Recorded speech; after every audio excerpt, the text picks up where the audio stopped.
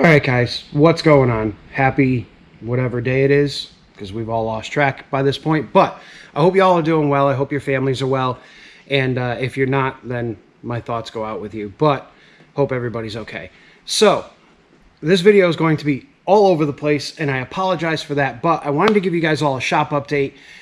And I want to answer a bunch of questions that I've been getting lately about certain things. But before we do that, before we get into that, and before we get into what's going on in the shop, I wanted to kind of show you guys a little something. Now, I had a item sent to me from a company that I've dealt with in the past, and they've always supported us here by sending us stuff and everything else. So I wanted to kind of support them back. But what they sent us was the MATCC foam cannon.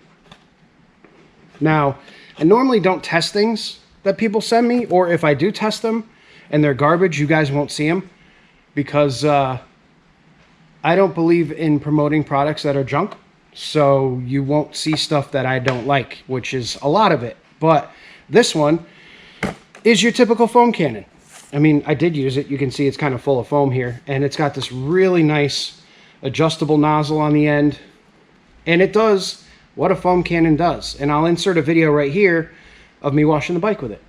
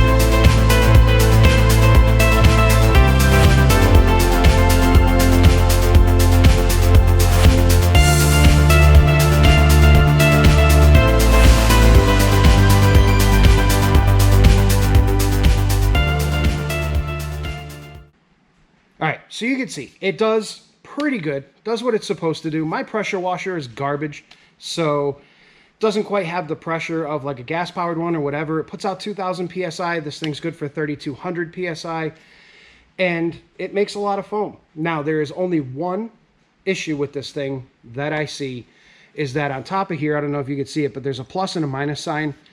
Now, my assumption is that when you turn it towards the plus, you get more foam, and when you turn it towards the minus, you get less foam. This one's backwards. So when you turn it to the plus, it shuts everything off. When you turn it to the minus, you get a ton of foam. That is the only gripe that I have with this. And, you know, it's to be expected for the price point. But if you guys are interested in this, you want to wash your cars with something halfway decent that you're not going to spend $1 billion on, go check out the link in the description below. Use my discount code. You'll get a 40% discount on it. And you can have yourselves a nice little foam cannon to wash your cars with. All right. All right, so now that we got that out of the way, thank you for watching that, by the way, and it's actually a pretty neat little device, so go pick yourself up one. We're going to give you a shop update, and I'm going to answer a couple of questions. Well, not necessarily questions, but right now the shop is screaming busy. We are doing a ton of these Jeeps. You can see this one is actually from Virginia. This one is from New Jersey. We potentially have another one coming from San Antonio, Texas, another one from Long Island, and I think we have a couple more that are coming out of Massachusetts and a few other odds and ends. So we are super busy, and as you can tell, we've been safety capping things up. All of these are ones that I've done recently. So you can see I had to start going down because I don't have a ladder to reach any further up.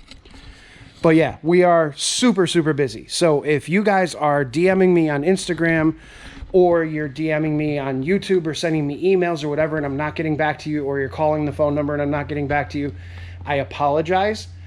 But we are super busy. So know that if you do call and you do have a Jeep or a truck or something that needs to be repaired frame-wise, that we're booking out about a couple of weeks right now. So we're hoping to kind of get caught up on things. Again, you have to understand it's pretty much a one-man show here. Sherry's in a couple of days a week just to kind of handle some of the phone calls and such, but for the most part, it's just me. So we are working our butts off, or I am working my butt off to do all this while Sherry's working her butt off trying to get all my taxes done and all the other crap that goes along with owning a business. So hopefully we can get these things done and we can get you guys in here to get done what you need done. If you're okay with being without the vehicle, I have room to keep vehicles if you need to drop it off, if you want to send it up, if you want to ship it up. We're good. Okay. Next topic. When it comes to these Jeeps, a lot of people are asking me, or saying to me actually, man, I wish I lived a little bit closer. I wish I was near you because I need this job done, blah, blah, blah. Well, number one, first step you need to take is go to the Safety Cap website, which I'll link in the description below. They have a list of certified installers all over the country, and you can contact one of them and see what they're going to do about it. Now, if you trust me because you've seen my videos and you want to send your Jeep to me, shipping varies from state to state. There is the ability to ship. Now, this one behind me actually shipped up from Suffolk, Virginia.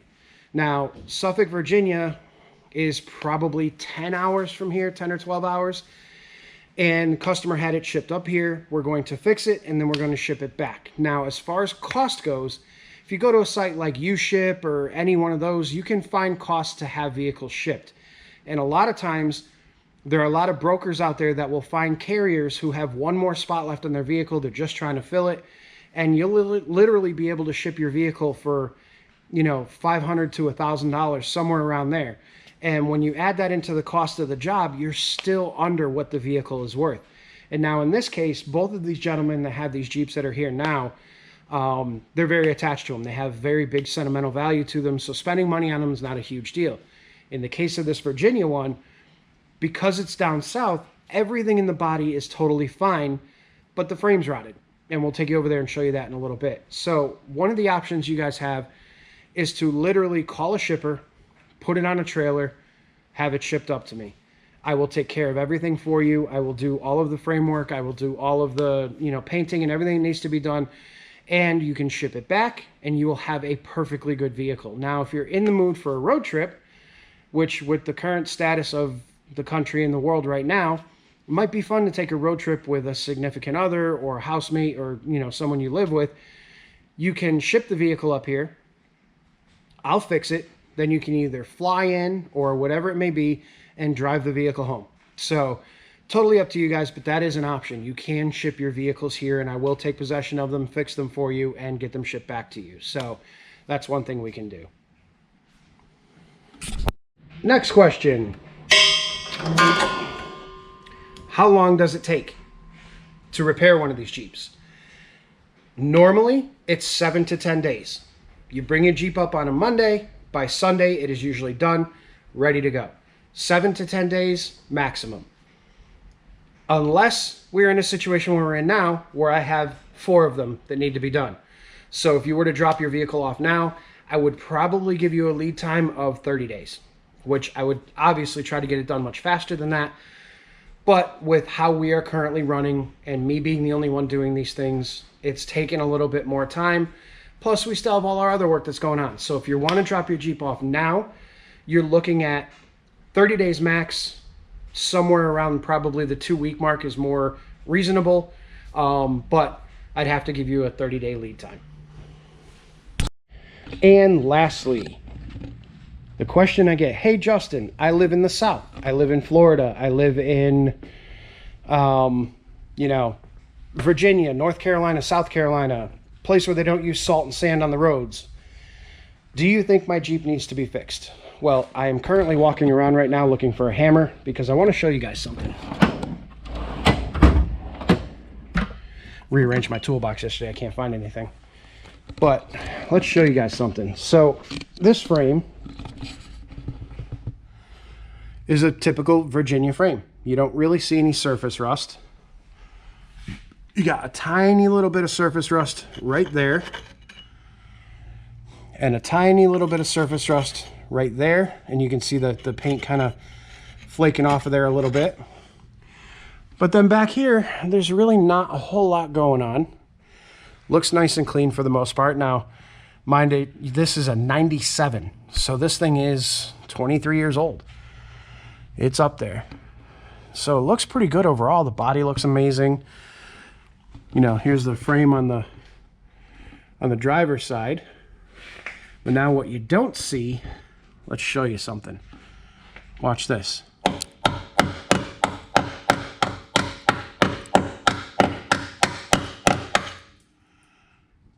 Look at that. Thin as can be. And then we get under here. And look at this.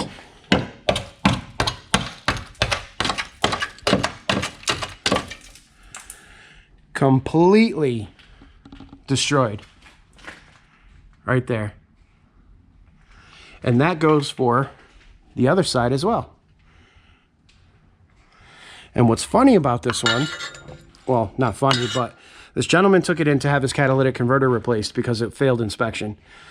And the person who did the exhaust saw the frame and said, "Hey, buddy, your frame's messed pretty bad. And we're not going to touch it, so we're just going to do what we got to do with the exhaust.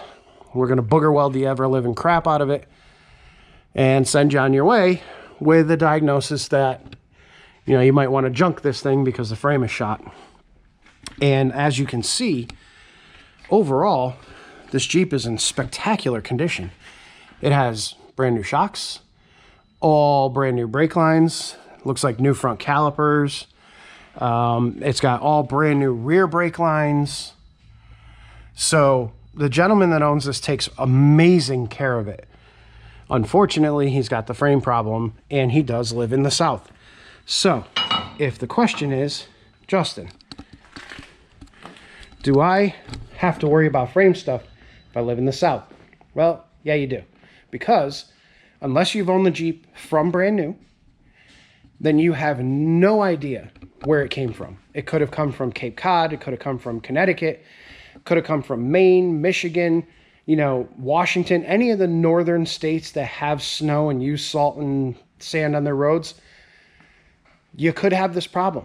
Even if you've owned it brand new and you live in Florida or you live along the East Coast or the West Coast and you tow a boat with it and you're constantly dipping the back end of it into salt water, you're going to have a problem. It was a pretty common issue with these things. So yeah, if you live in the South, you can have the same problem. Okay, so I hope that answers a lot of the questions I've been getting about these Jeeps lately, and you know, puts to rest some of the comments and concerns and things of that nature that go around. So just a quick recap. Yes, if you live in the South, you can still have the same problem. Yes, you can ship your Jeep. You can ship your Jeep, or you can ship your Jeep to me, and I will take care of it for you, and we can ship it back. And usually that can be done pretty cost effectively. What else did we go over? Oh, we're super busy, so expect a little bit more lead time. And go buy yourselves a foam cannon. Have some fun. Spray your neighbor's car with foam and just walk away from it. It'd be hilarious. But yeah, so check the links down in the description. I will set you a link for Safety Cap so you guys can see if there are any installers in your area. I will also link to the MATCC foam cannon so that you guys can check that out if you'd like. Again, 40% off.